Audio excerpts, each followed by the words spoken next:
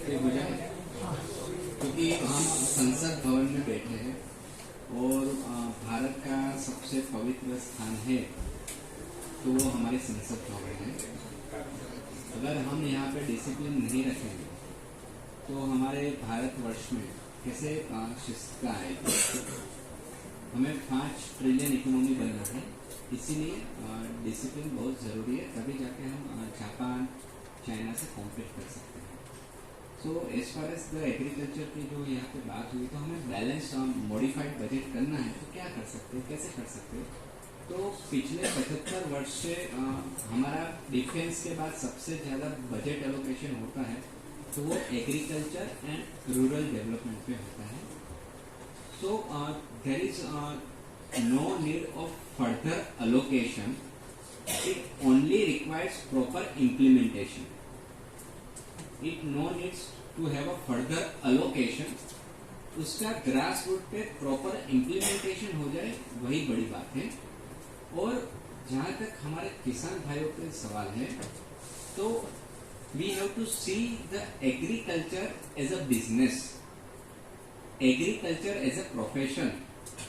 क्योंकि दुनिया में सबसे पहला कोई व्यवसाय हुआ है तो वो खेती थी, सबसे पुराना व्यवसाय। So it only requires a change in the mindset, otherwise the budget allocation, the systems, the schemes are appropriate. तो यहाँ पे इसके बाद हम लोग आगे बढ़ेंगे नेक्स्ट सेक्टर की ओर। ठीक है, एक अपोजिशन का एक और चीज रेज करना है, तो सारे मिनिस्टर को मौका मिले ऐसा रखिए, क्योंकि डेंसिटी ज्यादा है। बढ़ावा दे रहे हैं, तो मैं बस एक ही चीज जानना चाहूंगा कि एक बहुत ही अच्छी कॉन्सेप्ट है इकोनॉमिक्स में, which is called harvesting boom, जिसमें क्या होता है, जैसे उन्होंने बताया AIML के बारे में। सो using that AIML we will be increasing the productivity, but what's the assurity that the price will be also increase? Because if we take a very famous example that is of tomato, actually टमाटर की खेती से, कि अगर टमाटर की खेती में वृद्धि होता है, प्रोडक्शन बढ़ता है, तो इकोनॉमिक्स के हिसाब से उसकी जो है प्राइस वो बढ़नी चाहिए अकॉर्डिंग टू डिमांड सप्लाई का। लेकिन हार्वेस्टिंग बूम के हिसाब से हम देखते हैं कि उल्टा उसका दाम घटता है, प्राइस रिड्यूस होता है। तो यहाँ पे अगर हम AIML लगाते हैं, वेदर प्रेडिक्शन करते हैं, सारा कुछ करते हैं, हमारी खेती की प्रोडक्शन तो बढ़ेगी, but at the same time क्या आपके पास कोई स्कीम या कोई अदर आय बढ़ाने की कोई और सहायता है जिससे कि वो बढ़ा सके? ठीक है।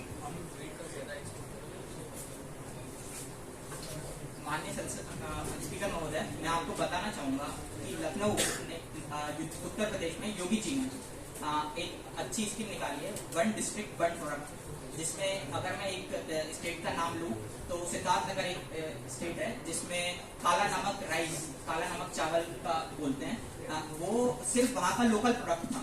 जो लोकल प्रोडक्ट था अब वो ग्लोबल सप्लाई हो रहा है, क्योंकि उसकी मार्केटिंग अच्छी हुई है, क्योंकि उसकी मार्केटिंग अच्छी हुई है, उसकी सप्लाई चेन इंक्रीज हुई है। तो मैं बताना चाहूंगा कि हम 1 डिस्ट्रिक्ट 1 प्रोडक्ट नेशन पूरे नेशन में ला रहे हैं, जिससे एटलीस्ट हमारे हर जिले से एक प्रोडक्ट तो निकले जो बाहर जाके एक्सपोर्ट हो। ठीक है। तो यहाँ पे एग्रीकल्चर खत्म करते हैं, ठीक है। हम लोग अभी नेक्स्ट आगे जाते हुए ये देखते हैं कि देखिए अभी नेक्स्ट मुद्दा सबसे बड़ा ये है, हमने एजुकेशन अभी तक नहीं टच की, तो एजुकेशन के ऊपर आते हैं, क्योंकि हम सब टेक्निकल इंस्टीट्यूट है। तो सबसे पहले ऑपोजिशन में से एजुकेशन में कोई पॉइंट हो तो कीजिए।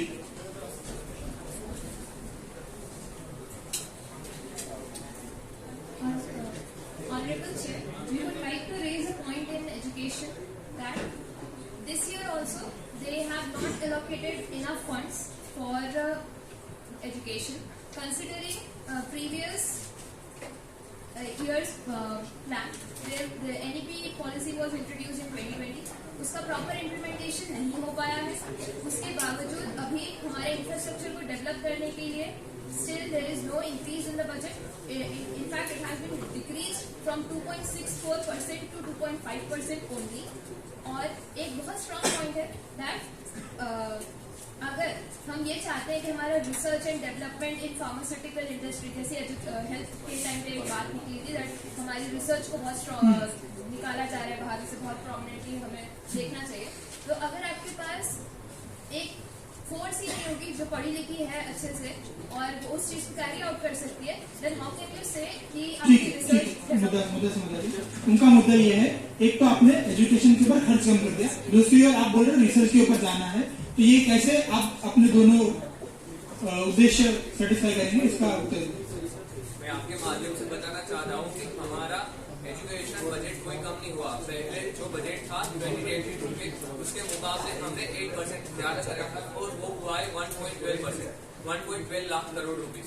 अगर और हम रिसर्च की नहीं, बात, आप जीडीपी जो टोटल 1 रुपी के हिसाब से देखें 100% के टोटल है, तो उसका कितना परसेंटेज अब हुआ? वो खर्च बढ़ा वो नहीं पूछ रहे, क्योंकि वो तो बजट हमारा पूरा वो भी बढ़ा, बजट तो बढ़ेगा। हम बजट बढ़ा है वो एक बात करें, हमारा बजट 8% से बढ़ा है।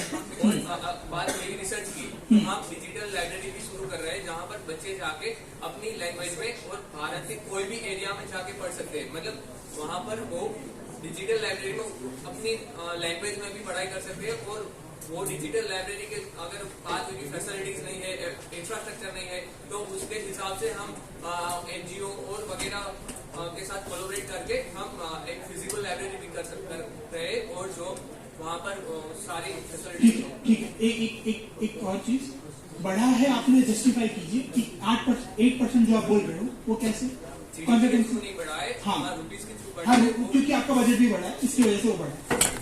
बढ़ा है। हाँ, वो समझ।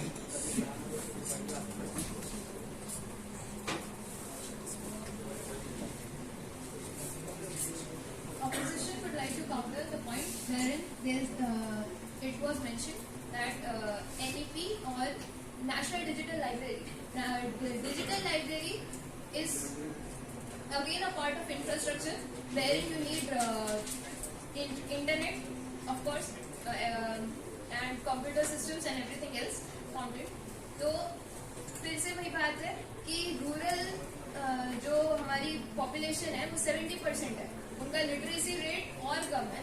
देन अगर आप उन्हें प्रॉपर पढ़ाई लिखाई नहीं करवा नहीं, पाए, रूरल 70% ये डेटा पे एक बार चेक कर लीजिए। कोई बात नहीं, वो बाद में करेंगे, आप आगे कर सकते हैं। हमारी रूरल पॉपुलेशन ज्यादा है, लेकिन और हमारा इंटरनेट यूसेज जो है वो अर्बन पॉपुलेशन में ज्यादा है। Setting up national digital libraries you will have to support them कि वो उसको एक्सेस कर पाए। अगर हमारा इंटरनेट ठीक है, इंफ्रास्ट्रक्चर की बात है कि वो उसको इंफ्रास्ट्रक्चर कैसे करेंगे। आप डिजिटल लाइब्रेरी की जो बात करें उसका इंफ्रास्ट्रक्चर कैसे खड़ा करेंगे, उसका मार्गदर्शन करें। हम जो डिजिटल लाइब्रेरी की बोल रहे हैं, तो डिजिटल लाइब्रेरी माना कि रूरल में इतना इंफ्रास्ट्रक्चर नहीं होता, पर अगर हम एनजीओ और जो वहाँ पर लोकल पार्टीज है उसके साथ हम कोलैबोरेट करके पंचायत और वार्ड में हम इतनी फैसिलिटी अवेलेबल कराने वाले हैं कि ताकि हर बच्चा अपनी पढ़ाई खुद कर सके और अपने लैंग्वेज में कर सके, ताकि उसको लैंग्वेज का कोई इश्यू ना आए और कोई इंटरनेट इश्यू ना हो, कोई इंफ्रास्ट्रक्चर पॉइंट ना आए।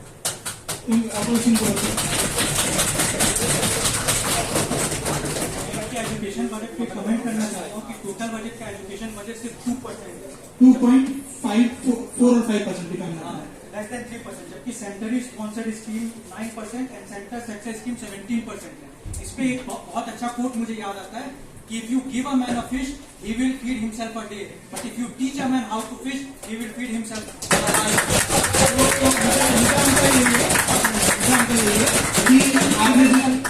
एजुकेशन में इन्वेस्ट करना उस आदमी को सिखाने को कैसे। समझ गए वो मुद्दा आ गया। तो उनका मुद्दा ये है कि आप एजुकेशन के ऊपर ज्यादा खर्च करें तो आपको रिटर्न ज्यादा अच्छा मिल सकता है। एजुकेशन पे ऊपर ज्यादा खर्च कर सकते हैं, पर अगर दूसरे सेक्टर भी है बजट में तो उसको भी हम ज्यादा बजट देना चाहते हैं, ताकि ना ही हम एक पूरा हेल्थ पे ना दे दे, पूरा एग्रीकल्चर पे ना दे दे, हम दूसरे भी सेक्टर है, डिफेंस है, इंफ्रास्ट्रक्चर है, सब में भी हम देना चाहते हैं। इसलिए हमने नहीं, इसका क्या मतलब, आप ये मानते हो कि ये कम है इसीलिए अपनी कम है इसलिए नहीं, हमारे पास जितने पैसा है उसमें हम सबको देना चाहते हैं, ना ही सब एक को दे दे, ऐसा नहीं करना। ठीक है, आपको कुछ ऐड करना है? हाँ। देखिए, एजुकेशन एक प्राइमरी थिंग है माना, but the most important thing is right now is skill. So हम हमारी गवर्नमेंट जो है वो स्किल डेवलपमेंट पे सबसे ज्यादा फोकस कर रहे हैं। अभी हमने इस बजट में भी कुछ स्किल डेवलपमेंट सेंटर्स एलोकेशन करने का वादा किया है, और इससे पहले भी हमने स्किल डेवलपमेंट पे ही फोकस करा है, क्योंकि हमारे पास एजुकेशन है। जैसे कि आप जानते हैं कि काफी ज्यादा इंजीनियर्स हैं हमारे पास, बट स्किल्ड इंजीनियर हमारे पास कितने हैं? तो हम स्किल डेवलपमेंट पे फोकस कर रहे हैं, ना कि आपका ये कहना है कि स्किल डेवलपमेंट पे फोकस कर रहे हैं, खर्चा नहीं करेंगे बट स्किल डेवलपमेंट होगा। सेंटर्स बन रहे हैं, देख रहे हैं, शांति, सेंटर्स बन रहे हैं, आप देख रहे हैं। ठीक है। यहाँ पे कोई इसका एक ही टू द पॉइंट जो बात है, स्किल डेवलपमेंट ज्यादा कर रहे हैं, मान लिया। अब ये क्या पूरा हेल्थ पूरा एजुकेशन ओवरऑल आ जाता है इसके अंदर, तो इसके स्पेसिफिक जो बोल रहा हूँ उसी के ऊपर, ठीक है, स्पेसिफिक जो बोल रहा हूँ उसी के ऊपर है, तो बताइए किसी के पास काउंटर है? जैसे उन्होंने बोला कि स्किल डेवलपमेंट कर रहे हैं, तो मैं एक चीज बताना चाहूंगा, एजुकेशन एंड स्किल डेवलपमेंट दोनों एक दूसरे से को रिलेटेड। अगर किसी के पास एजुकेशन नहीं है, अगर किसी को A+B² ही नहीं आता है, तो उसको कहाँ इम्प्लीमेंट करना है, ये कहाँ से पता चलेगा? नहीं, एक मिनट, यहाँ पे एक चीज ये क्लियर करता हूँ। स्किल डेवलपमेंट को कैसे गिना जाता है? कोई भी एक स्किल सिखा दी जाती है, बाकी बेसिक और एजुकेशन ना दी जाए तो चलेगा, जैसे ITI चलता है, ठीक है, तो उसको हम कंसिडर करते हैं skill development. But at the same time आप जैसे आपने बोला ITI चलती है, तो ITI की भी सबसे पहली रिक्वायरमेंट है कि you should be 10th standard qualified.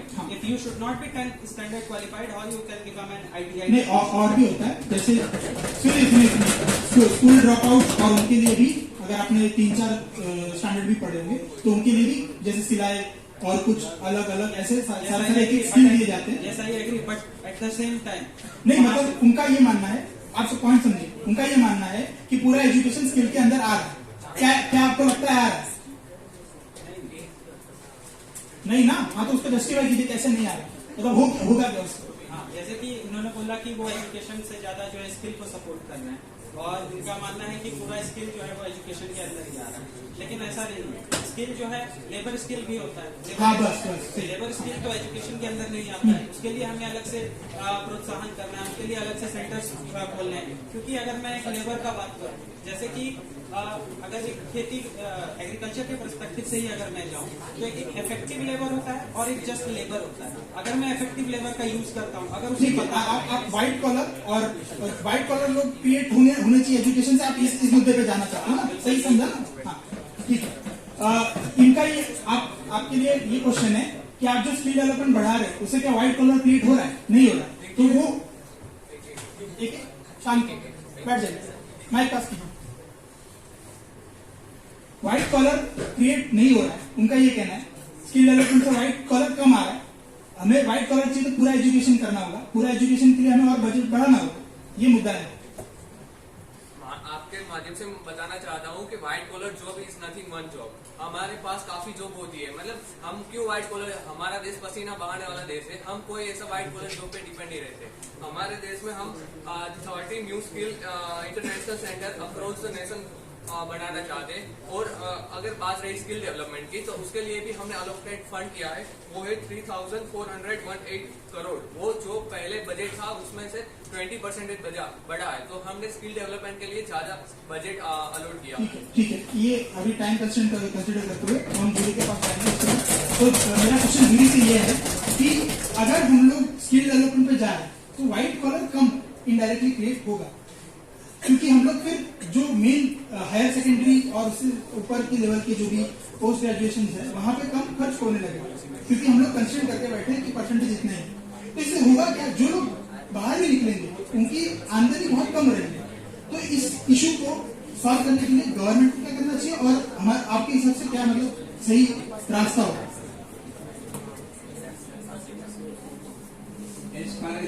हमारा जो एजुकेशन का कंसर्न है, एजुकेशन डिपार्टमेंट, तो ऑपोजिशन की बात सही है कि बजट अलोकेशन बढ़ना चाहिए।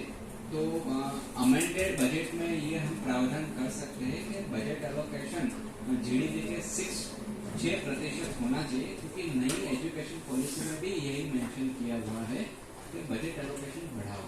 क्योंकि हम जो यहाँ पर इंस्टीट्यूशन में बैठे हैं तो वो प्रेजेंट प्राइम मिनिस्टर की लीडरशिप और विजनरी ही है, जो हम यहाँ से अपनी अच्छी इंस्टीट्यूट पे बैठे।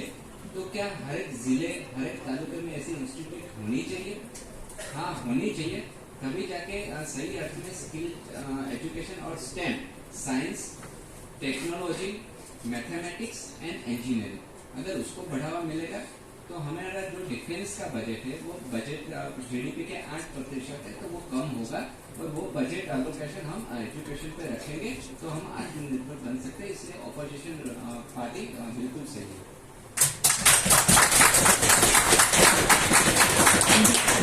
सेकेंडरी किसी को इस मुद्दे पे से कमेंट करना हो तो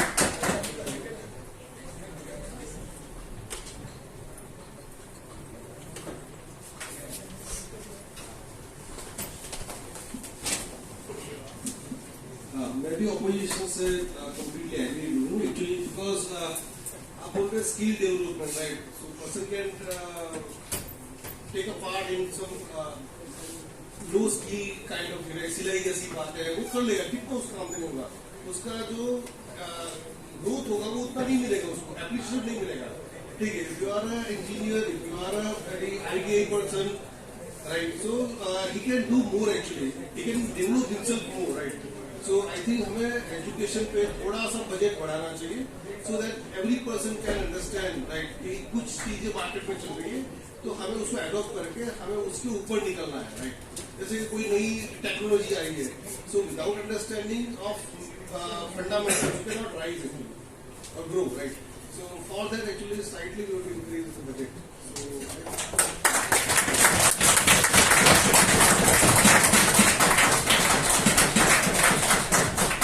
ठीक है, तो एजुकेशन का यहाँ पे खत्म करते हुए नहीं, अभी टाइम कंस्ट्रेंट को देखते हुए हम लोग आगे नहीं बढ़ पाएंगे इसके ऊपर। एक मुद्दा है रिसर्च वाला, वो हम बाद में कंसिडर करेंगे। रिसर्च थ्रू मतलब एजुकेशन के अंदर जो भी रिसर्च का एकेडमिक रिसर्च की बात है वो हम देखते हैं। अभी हम डिफेंस के ऊपर जाते हैं। तो डिफेंस में कोई मेरे को जो भी एक्सपर्ट फ्रॉम ऑपोजिशन है वो अपनी लीड शुरू करे।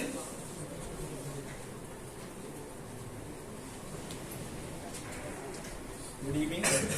सो I would like to raise a point कि हम लोग अभी चल चुके हैं सुपर पावर बनने की तरफ और हमने देखा कि बजट में अप्रोक्सीमेटली 14% ऑफ बजट एलोकेशन में सैलरीज और पेंशन पे खर्च किया है, जो 1 रैंक 1 पेंशन के तहत करना भी चाहिए था।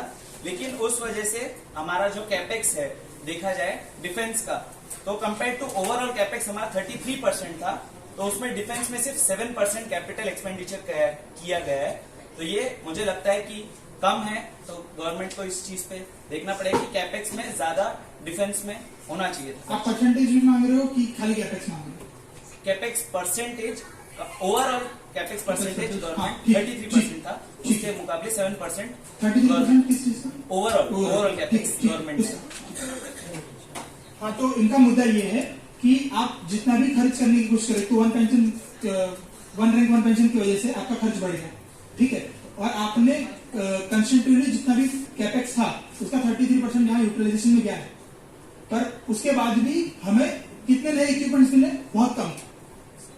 तो उनका मुद्दा ये है कि कैसे हम यहाँ से बाहर निकले और या तो ज्यादा परसेंटेज दे या तो कोई और रास्ते से ज्यादा इक्विपमेंट अच्छा है इन टर्म्स, जिसे हम डिफेंस अच्छा मतलब सस्टेन कर सके। जैसा कि उन्होंने बताया कि हमारा बजट ओवरऑल में 13.18% से बढ़ा है, और पेंशन की जो बात की है उन्होंने, pension is amount which we can not like neglect. उसमें जो इंक्रीमेंट है वो पूरी तरह से जस्टिफाइड है, क्योंकि हम लोग किसी आर्मी पर्सन या उसके जो भी सैक्रिफाइस है उसको निग्लेक्ट नहीं कर सकते, इसीलिए हम लोग उसे और अप्रिशिएट करने के लिए वो बढ़ाया गया है। बट वो बढ़ाते समय हमने ये भी नहीं किया कि बाकी किसी डिफेंस में जो मतलब इंफ्रास्ट्रक्चर बिल्डअप हुआ, रिसर्च फील्ड हुआ, और जैसे कि बॉर्डर सिक्योरिटी जो इश्यू है, इन सब में कम किया गया है। ओवरऑल में हमने सभी में जितना जरूरी है उतना बढ़ाया गया है, जिसमें से कुछ मैं यहाँ पे मतलब ठीक है, थोड़ा जल्दी कीजिए। नोटिफाई करना चाहूंगा। जैसे कि एक है 93% हमने इनोवेशन जो है नए स्टार्टअप और MSME इनके थ्रू जो इंडस्ट्रीज आ रही हैं जो कि डिफेंस को मतलब सेंटर करते हैं, इनमें इनको जो क्रेडिट और फंड प्रोवाइड करते हैं उसमें 93% इंक्रीमेंट किए फ्रॉम लास्ट ईयर। DRDO को जो हम लोग पिछले बार बजट प्रोवाइड किया था उससे 9% जो कि डिफेंस और रिसर्च का है। Apart from that border risk देखते हुए BRO जो कि बॉर्डर रोड ऑर्गेनाइजेशन है, उन्हें 43% का राइज दिया गया है। और भी नॉन मिलिट्री जैसे कि सैलरीड चीजें हैं जो कि मिलिट्री पर्सन्स को प्रोवाइड की जाती है, उसमें भी इंक्रीमेंट है। तो ओवरऑल हमने एक सेग्रीगेशन मुद्दा वो है कि आपने वो सब बढ़ा दिया, राइट। बट जो वेपन्स, जो मिसाइल्स और जो और चीजें चाहिए थी, जो मॉडर्न इक्विपमेंट्स चाहिए थे इन टर्म्स, वो कम आए। हाँ, तो उसके लिए 44% नॉन सैलरी रेवेन्यू आउटलेट दिया गया है, इंक्रीमेंटेड 44%, दैट इज 62,431 करोड़ जो लास्ट ईयर था, उससे हमने बढ़ा के उसको 90,000 करोड़ कर दिया है, जो कि हमें आगे आने वाले किसी भी बाहर की उससे प्रोटेक्ट करेगा। और ये चीजें basically safeguard on the border, front line safeguard. ठीक है, तो अपोजिशन के लिए उनका ये मुद्दा ये है कि वो लोग ये कह रहे हैं कि हमने भले कम बचा है, पर जो भी बचा है वो हमने हमारी इंडस्ट्री बनाने में खर्च किया है, जिसकी वजह से कम मॉडर्न इक्विपमेंट सीख रहे हैं। आगे आके ये जो अभी स्टार्टअप्स कर रहे हैं वो अपना रिटर्न ऑफ इन्वेस्टमेंट देंगे आगे जाते हुए।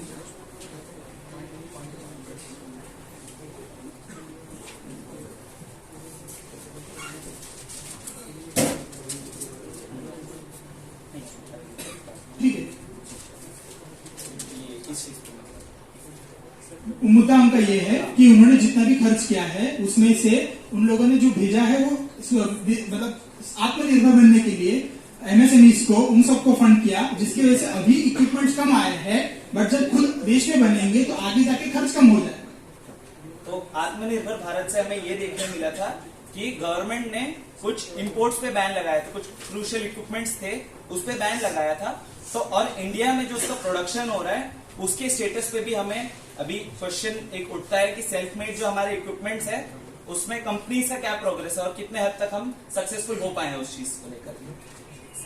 तो उनका सवाल ये है कि ठीक है पीछे थोड़ा जल्दी पॉइंट मैं इसमें ऐड करना चाहूंगा कि जैसे उन्होंने बोला कि उन्होंने बजट में जो परसेंटेज था डिफेंस का बढ़ाया, मानते हैं बढ़ाया, पिछले बार भी बढ़ाया। आपने बोला था AMCA एक प्रोजेक्ट थी इंडिया की जो 2012 से मुद्दा है मॉडर्न इक्विपमेंट्स और उसके ऊपर। यस, मॉडर्न इक्विपमेंट ये 2014 से चलता आ रहा है, that is advance multi role combat aircraft, and according to that we must have a 5th generation aircraft till 2080. Right now it's 2023, but still we have only 4.5th generation aircraft and only in 32 now. मतलब आप ये कह रहे हैं कि जो भी ये लोग MSMEs को स्कीम दे रहे हैं, मुद्दा ये है कि MSMEs जिनको भी दे रहे हैं उसकी वजह से जो आउटपुट आना चाहिए था वो नहीं आ रहा। तो अभी करंटली ना मॉडर्न इक्विपमेंट आ रहे, ना देश में बन पा रहे, जिसकी वजह से एक बहुत कम इक्विपमेंट इन स्टॉक पड़े हैं हमारे पास, ये कहना चाहते हैं ना उन शॉट। ठीक है, बस ठीक है शांति। जैसा उन्होंने कहा कि हम लोगों ने इंपोर्ट पे कुछ बैन लगाया था, उसके बहुत से मल्टीपल रीजन है जो उन्होंने उसमें पॉइंट आउट नहीं किए। और अपार्ट फ्रॉम दैट जो बोल रहे हैं कि अभी हम लोग डेवलप नहीं कर सकते इंडिया में, और नहीं, उनका ये कहना है अब डेवलप कर रहे हैं अच्छी बात, बट आप जब अभी डेवलप कर रहे हैं, ठीक है, और बाहर से इक्विपमेंट कम आ रहे क्योंकि आपके पास फंड नहीं है, ठीक है, कम फंड नहीं है। एक्चुअली 57% राइज हुआ है capital outlay pertaining to modernisation और इंफ्रास्ट्रक्चर, और 44% जैसे कि मैंने ऑलरेडी बता दिया है कि इंक्रीज हुआ है लास्ट ईयर से जो हमारे। आप मुद्दा ये है कि आप जो भी नए इक्विपमेंट्स है उसके परचेज करने के लिए क्या आपके पास इतना कैपिटल है कि आप वो कर पाए? स्टिल वही बोल रहा हूँ मैं कि हमने पिछले बार से बढ़ाया, बात सही है। पिछले बार से जितने इक्विपमेंट्स महंगे थे उससे ज्यादा महंगे हो गए, हर साल बढ़ता है, हर टेक्नोलॉजी जो परसेंटेज है पिछले बार नॉमिनल में बताइए, नॉमिनल टर्म्स में।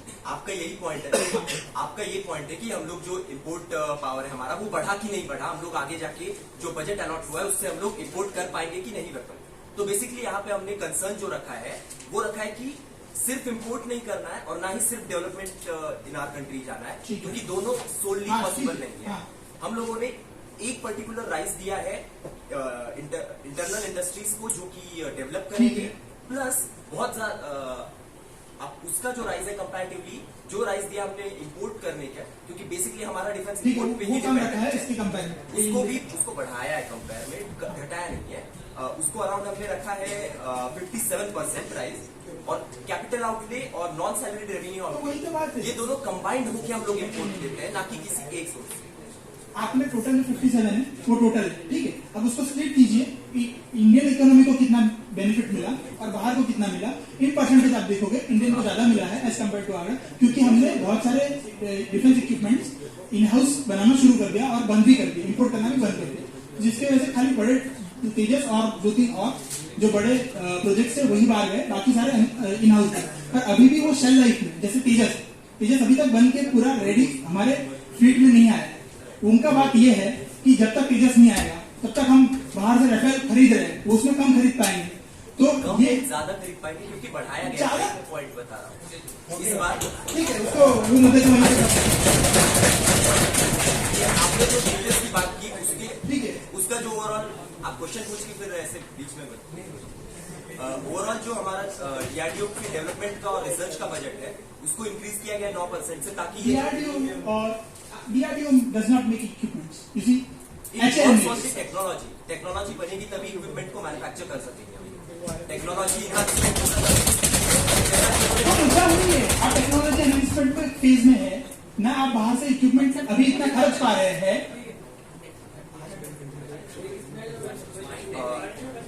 यहाँ पे दोनों में एक काइंड ऑफ बैलेंस करके काम किया गया है, जिसमें कि नेक्स्ट नहीं, अभी इस डिफेंस के ऊपर मुद्दा नहीं। हम अभी जूरी के पास जाएंगे, जूरी से कमेंट लेते कि इन टर्म्स उनका क्या है। सर मुद्दा यहाँ पे ये है कि अभी हम लोग इन हाउस बनाने की बहुत कोशिश कर रहे हैं और बहुत अच्छा स्टेप है, बट हो क्या रहा है उसकी वजह से एक तो हमारे पास दोनों फ्रंट पे वॉर का सिचुएशन बन सकता है कभी भी। अभी ये जो कंसिडर किया जाता है और जब ये भी कंसिडर करें कि हम हमारा खुद का डेवलप करें ताकि आगे जाकर बेनिफिट मिले, पर जो क्योंकि और हमें पेंशन भी दें 23% अकाउंट टू पेंशन, ये सब कंसिडर करते हुए हमें बाहर से इक्विपमेंट मॉडल नहीं चाहिए। तो ये जब सब आउटले कंसिडर करेंगे, क्या हमें और बढ़ाना नहीं चाहिए था डिफेंस के लिए? हमारे देश का इस साल का टोटल बजट है 45 लाख करोड़, उसमें से 8% डिफेंस में जा रहा है, जो कंपैरेटिवली सेक्टोरियल वाइज सबसे ज्यादा है, और 20% इंटरेस्ट पेमेंट में जा रहा है। तो हमें ये समझना चाहिए कि इट इज अप्रोप्रिएट, जो बजट एलोकेशन उससे ज्यादा हम नहीं कर सकते, और एजुकेशन में वो कन्वर्जन करना चाहिए। द रीजन बीइंग हमारा जो पेमेंट हो रहा है वो फॉरेन करेंसी में हो रहा है, तो अभी $1 का 80 रुपए है ऑन एन एवरेज। तो एक फाइटर जेट आता है वो 500 करोड़ से लेकर 1500 करोड़ तक जाता है, तो इट इज वेरी कॉस्टली। इसीलिए आप लोग है, युवा शक्ति है, जो इंजीनियरिंग फील्ड से है, स्टेम से है, science technology engineering and mathematics, तो आप लोग ही भविष्य है और आप लोग ये जो बजट कम कर सकते हो डिफेंस का, और 3 to 4% इज अप्रोप्रिएट। 8% भी बहुत ज्यादा है, क्योंकि हम विकसित देश है, 150 करोड़ की आबादी है, तो जो बजट है वो अप्रोप्रिएट है एलोकेशन।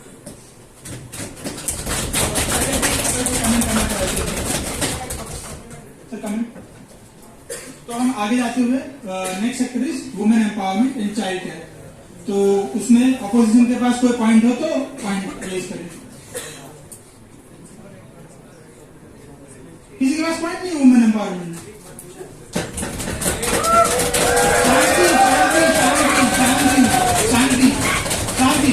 एक पहली बात, आप लोग इतना जो चिल्ला रहे, आपने लगातार पिछले 8 साल से women empowerment and child development में परसेंटेज ऑफ जितना परसेंटेज देते हो बजट का वो कम करते जा रहे हैं।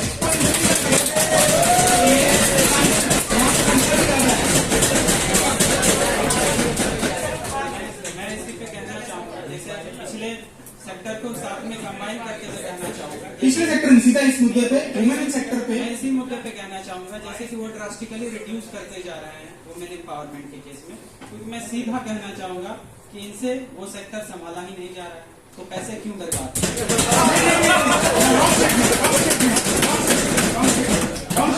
अगर कोई सेक्टर संभाला नहीं जा रहा तो उसके ऊपर आप खर्च करना बंद करते, ये बहुत गलत बात है, तो यही बहुत गलत बात है। यही मैं कहना चाह रहा हूँ कि ये उनकी बजट बढ़ाना चाहिए and at the same time आपने डिफेंस बजट बढ़ाया, क्या आपकी डिफेंस आउटपुट बढ़ी, क्या आपके अंदर जो है नंबर ऑफ रफेल्स बढ़े, क्या आपके अंदर नंबर ठीक है, चांदी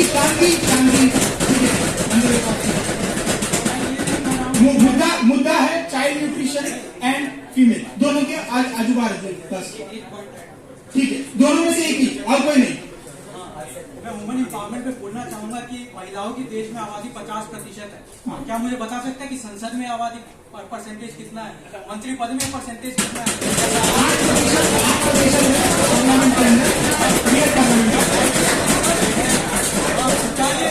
8% नंबर 30-40% नहीं होना चाहिए पार्लियामेंट में, इसके बारे में क्या करें? ठीक है, तो वो सारे पॉइंट अलग जगह, हम बजट के ऊपर जो पॉइंट मेन पॉइंट है मैं यहाँ से करता हूँ। पहली बात, आप लोगों ने पहले स्कीम शुरू की थी जो वुमेन एम्पावरमेंट के लिए थी, जो नारी शक्ति वाली एक स्कीम थी, वो स्कीम आपने जिसके ऊपर खर्च कर रहे थे, बहुत अच्छा खर्च कर रहे थे, वो आपने बंद कर दी पिछले 2 साल से।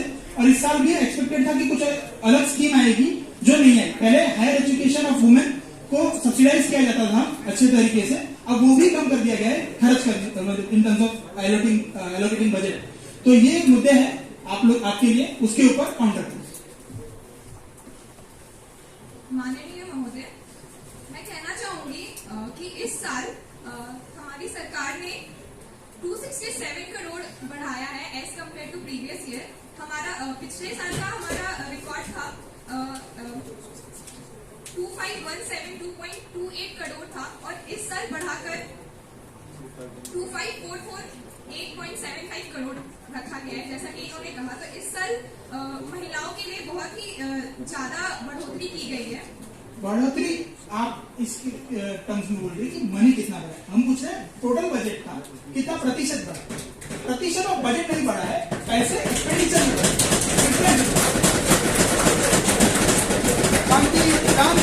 शांति। जैसे कि आप बोल रहे हैं कि जीडीपी का परसेंटेज बढ़ना चाहिए, ऐसे हर सेक्टर में अगर हम लोग परसेंटेज जीडीपी का बढ़ाते रहेंगे, अपार्ट फ्रॉम ये कि पिछले बार कितना स्पेंड हुआ था उससे जो परसेंटेज बढ़ा है, तो किसी न किसी सेक्टर में हमें कम करना पड़ेगा। आप हर सेक्टर में आप कैसे बोलोगे कि उसमें बढ़ा क्यों नहीं है GDP percentage? So that's not mathematically justified this statement. वो उत्तर ऐसा है कि आप जब सोशल स्कीम चलाते हैं, सोशल स्कीम्स में आप जितना पैसा डालते हैं उसका कंट्रीब्यूशन कम कीजिए। Do you know how much social schemes contribute to the total budget? If you have stats, please. Yeah. So around 17 to 16% it contributes in terms. Only GDP. yes. ठीक है. Divided Yeah. So in terms of nominal, I am not saying in terms of budget. ठीक है. So now what happens? Considering this, when we are growing as an economy, when we are giving supports to things, why not to women too? Like we give support to all the people who are vulnerable, and seeing that women has less percentage in parliament itself, we are not supporting women. So why not subsidize there also? What is wrong with that?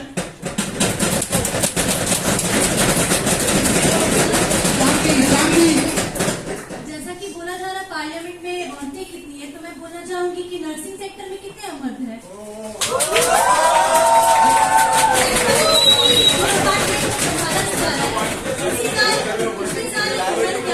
Pink lady, 112 India, SOS जैसे apps develop किए गए जिससे कि siren recording voice messages और महिला police constable भी implement किया गया है।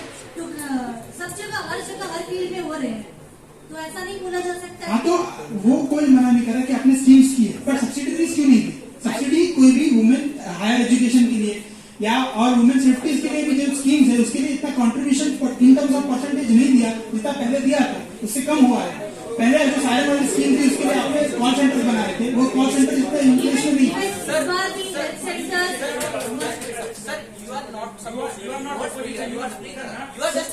I know, but when listen.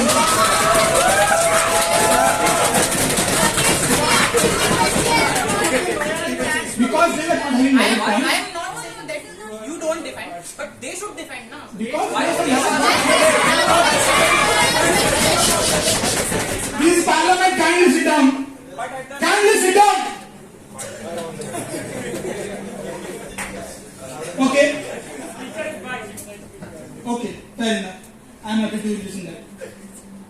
Moving on to the point, मुद्दा है कि ये जो आप प्रतिशत बढ़ाना क्यों नहीं जस्टिफाइड है, उसके ऊपर मेंटेन करते हैं, डेकोरेट रखते हैं और आगे बढ़ते हैं। इवन हर स्टेट में पुलिस सेक्टर में 10 to 33% मैंडेटरी रखा गया है पुलिस के लिए फॉर कोटा है, वो कोटा है, हाँ। रिजर्व कोटा। या और हायर एजुकेशन के लिए तो उसमें शेड्यूल कास्ट वाइज सब में है ऑलरेडी, और इवन गर्ल्स को भी ओबीसी वगैरह हर सेक्टर में, इवन इंजीनियरिंग अपने कॉलेज में भी, हाँ हर सेक्टर में भी प्रायोरिटी मिलती है, रैंक्स अलग से चलती है, उनको ज्यादा प्रेफरेंस मिलता है। ठीक है, शांति शांति। और रही बात अभी पार्लियामेंट में, अभी ऑपोजिशन उसका क्वेश्चन का जवाब ही दे रहे ठीक है, ठीक है। हैं। उसकी रही बात पार्लियामेंट में वुमेन की, तो हर वुमेन के लिए सीट एक्वायर होती है, उसके हिसाब से उसको इलेक्शन में लड़ने का मौका दिया जाता है। ऐसा नहीं है कि सारे मर्द ही इलेक्शन लड़ते हैं।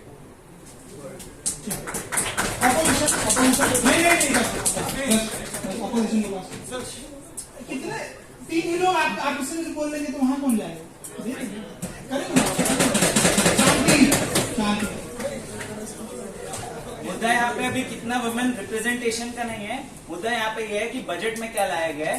बजट में मैं बता देता हूँ क्या लाया गया है। सेविंग स्कीम लाई गई है, वुमेन सेविंग स्कीम लाई गई है, जहाँ पे शायद 7.5% इंटरेस्ट मिल रहा है उन्हें। तो मैं ये जानना चाहूंगा कि सेविंग तो वुमेन तब कर पाएंगी जब उनकी अर्निंग होगी, तो आपने वुमेन एम्पावरमेंट में ऐसा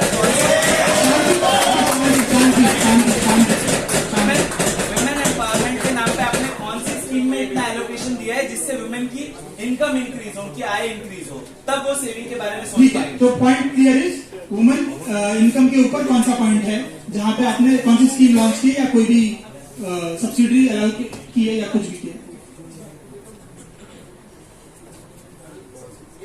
इस पॉइंट में मैं बोलना चाहूंगी इवन हायर एजुकेशन, जो कि पिछली बार भी रह गई थी, हायर एजुकेशन में इवन लोन लेने के लिए भी वुमेन्स को कम इंटरेस्ट रेट लगता है, और इवन अगर स्टार्टअप स्मॉल स्केल या फिर मीडियम स्केल स्टार्टअप्स किया जाए तो उसके लिए भी अगर स्पॉन्सरशिप चाहिए तो वुमेन को ज्यादा एम्पावरमेंट मिलता है इसमें।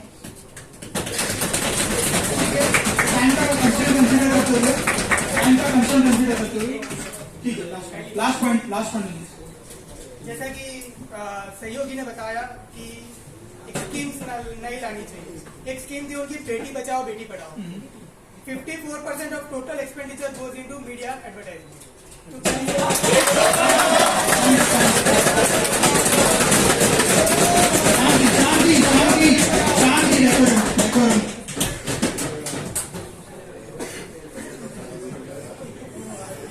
बेसिकली सिर्फ ये स्कीम नहीं, किसी भी अवेयरनेस स्कीम में मेजर जो परसेंटेज होता है हमेशा मीडिया की तरफ जाता है, क्योंकि मीडिया ही अवेयरनेस में एक मोस्ट कंज्यूमेबल पार्ट है।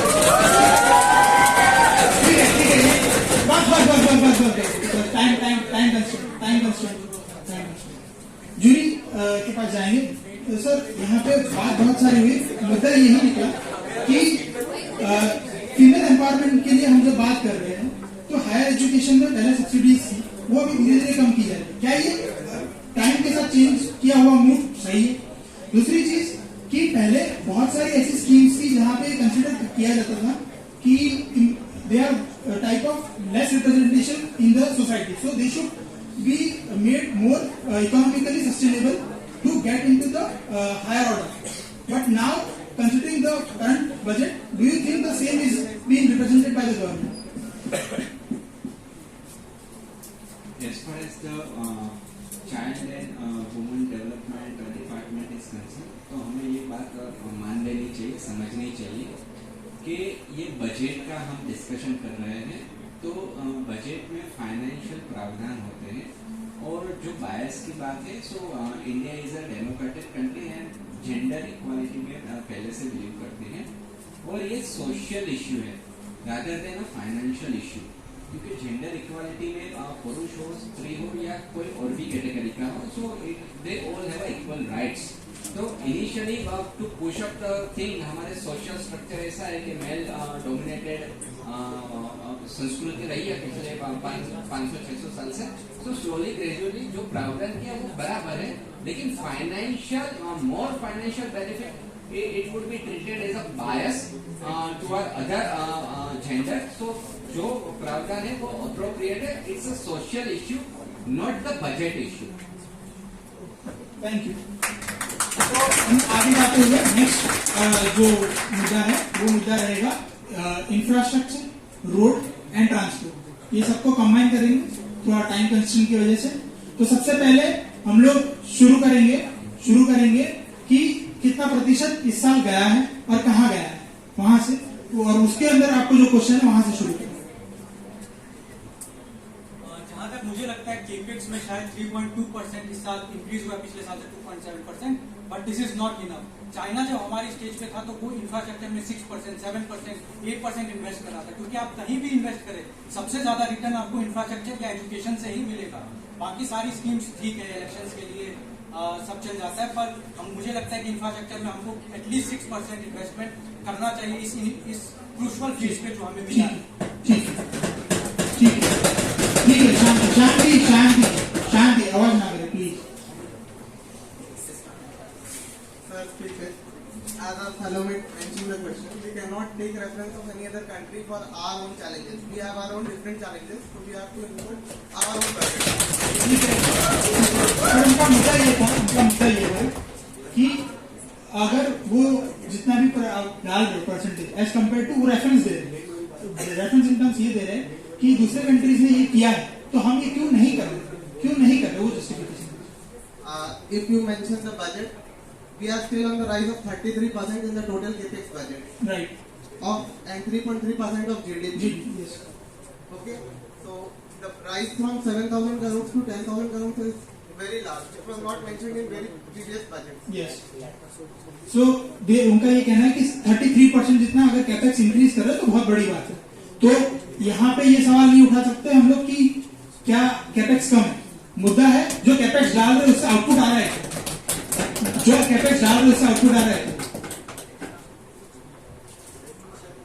ठीक है. अभी ऑपोजिशन के पास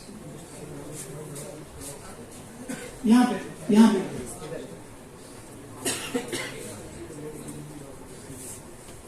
माननीय स्पीकर महोदय, यहाँ पे बोला गया कि बजट बात बढ़ा रहे और ये सब करें, लेकिन कहा जाता है कि मूर्खों के हाथों में सत्ता देने से डेवलपमेंट नहीं होती.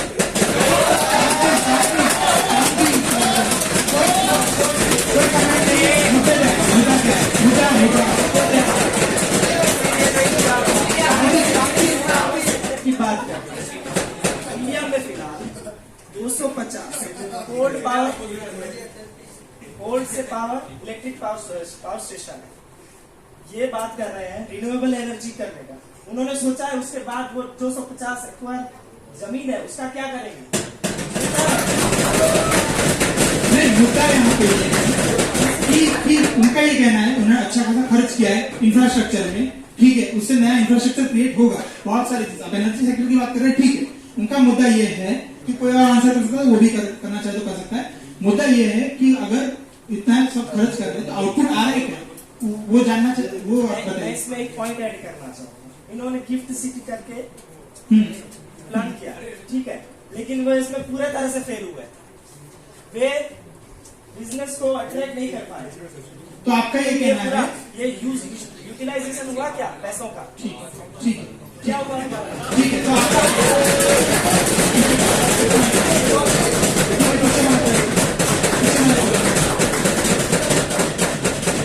तो मैं बोलना चाहूंगा, इन्होंने कहा 24 घंटे बिजली देंगे, इंफ्रास्ट्रक्चर भी बना दिया, लेकिन बिजली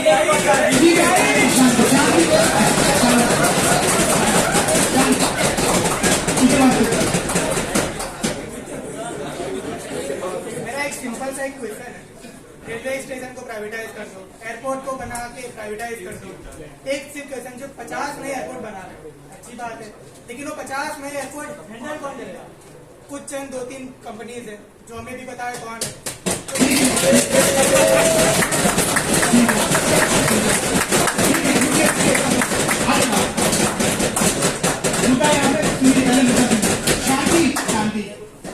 मुद्दा यहाँ पे दो चीजों का. सबसे पहले वो ये कह रहे हैं कि आप जो इंफ्रा में खर्च कर रहे हैं, जो प्लान्स कर रहे हैं, वो आपका ये एम है कि आप वहां से एम्प्लॉयमेंट जनरेट कर पाए.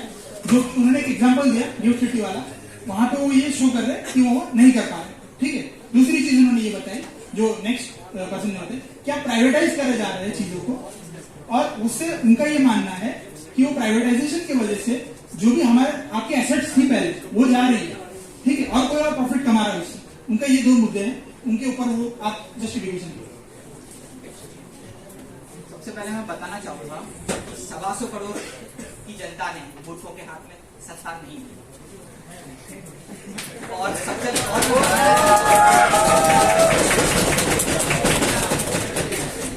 और बताना चाहूंगा कि डेवलपमेंट के नाम पे अभी इंडिया ने एक सबसे बड़ा रिकॉर्ड कायम करा है, जिसमें 37 किलोमीटर पर डे के अनुमान लगाए जा रहे हैं। तो डेवलपमेंट बहुत तेजी से भारत में चल रहा है, और अभी तक कुल 1,51,019 किलोमीटर की रोड सड़कें नेशनल हाईवे बन चुके हैं।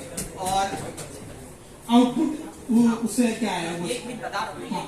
और हम हमारा जो लेकिन उनका ये हमारा जो विजन है, हमारा विजन शॉर्ट टर्म नहीं है, हमारा विजन लॉन्ग टर्म है। आप शॉर्ट टर्म में प्रॉफिट देख सकते हैं, वो कहीं मायने नहीं रहेंगे, वो शॉर्ट टर्म में आएंगे, शॉर्ट टर्म में चले जाएंगे। बट अगर लॉन्ग टर्म में आप देखें, जो इंफ्रास्ट्रक्चर बिल्ड हो रहा है, जो प्रोडक्ट्स डेवलप हो रहे हैं, नेशनल हाईवे क्रिएट हो रहे हैं, और जो ट्रांसपोर्टेशन में टाइम जो कमी आ रही है वो बड़े लेवल पे आ रही है, वो लॉन्ग टर्म में कहीं ना कहीं हमें फायदा ठीक है। तो टाइम कंस्ट्रेंट करते हुए और आगे नेक्स्ट, ठीक है। All the questions have not been referenced to answer, so I wanted to get the question one by one because there were too much questions in one go. So first question is कि ये लोग का ये मानना है कि आप लोग जो भी इंफ्रा बना रहे हैं उसका टेंजेबल आउटकम क्या है? Okay, so everyone knows that Rome was not built in a day, and no one force was there to build Rome. So everyone. Time question. So gift has been developed, and it will get its pace within 2 years. So don't get worry of that. नहीं, उनका ये मानना है, उनका मुद्दा ये gift एक example था। Gift was example, so I mentioned it. So उनका ये मानना है कि अगर कोई फेल हो जाता है, वो एक एग्जांपल फेलियर का दिया और बहुत सारे ऐसे प्रोजेक्ट हो सकते हैं, तो आप इतना सब मनी डालोगे और फेल हो गया तो फिर तो टेंजेबल आउटकम भी नहीं आया ना in terms. Shanti. If a project fails, it doesn't mean that it goes waste. It has given labor and job opportunities to many different sectors.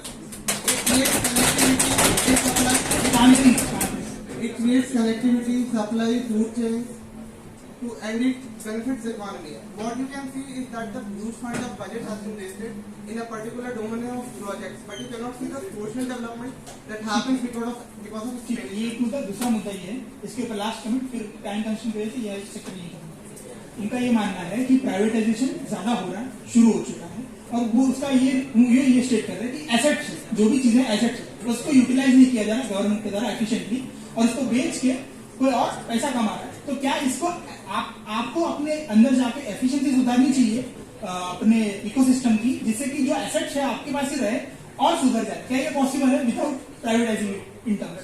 Don't mention it as a privatization. Mention it as a corporatization. Because the shares have been created and distributed.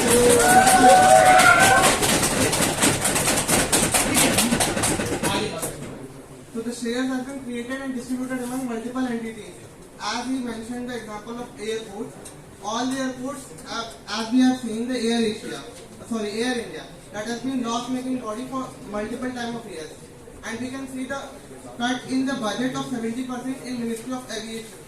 That is reduced of 7,000 crores just because decreasing the liabilities in the sector of aviation. So you cannot mention that the corporatization is taking us to the losses. It is also making us multiple players and better facilities.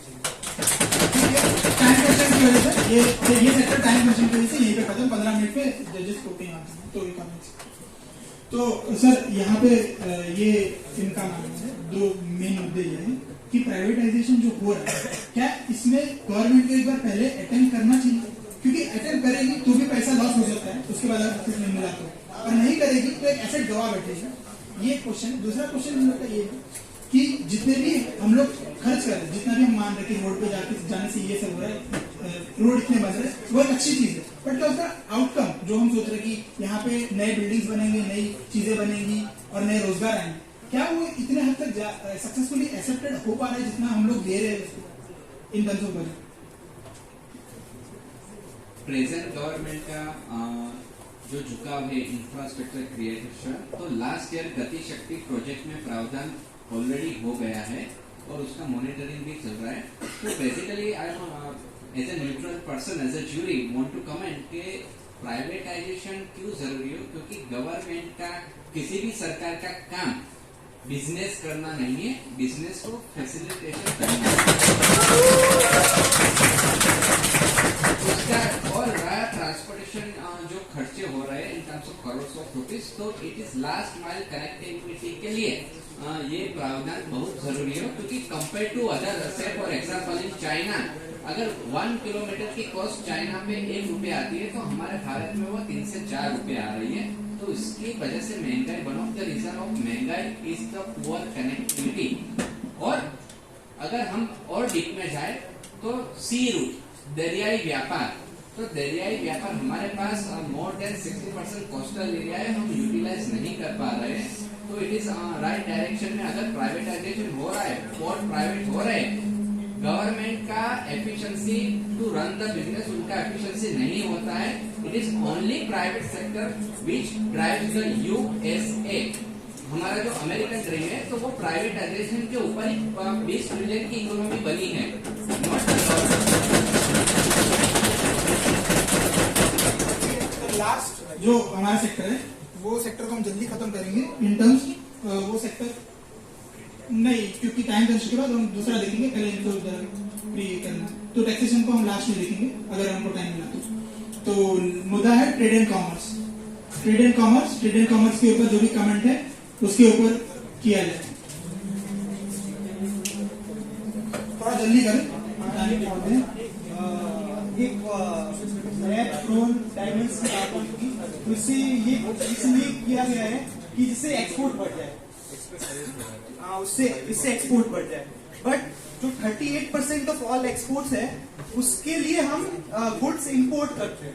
तो अगर आप lab grown diamonds की बात कर रहे हैं तो उसके लिए जो सीड्स चाहिए, जो रॉ मटेरियल चाहिए, तो हम इंपोर्ट कर रहे हैं। तो उसके लिए आप क्या कर रहे हैं? उनका ये मानना है कि सप्लाई चेन जो पूरी है, तो सप्लाई चेन में हमारे पॉइंट्स मिसिंग है। हम ये तो बोल रहे हैं कि हम लोग एक्सपोर्ट बढ़ा देंगे, बट रॉ मटेरियल से हमको इंपोर्ट करने पड़ रहे हैं, दैट इज एन इशू। तो हम चीप क्वालिटी की चीज इंपोर्ट कर रहे हैं और हाई वैल्यू ऐड करके आगे भेज रहे हैं। क्या इससे बाहर निकल के हमें पूरा सप्लाई चेन हमारे यहाँ डेवलप करना चाहिए? मुद्दा ये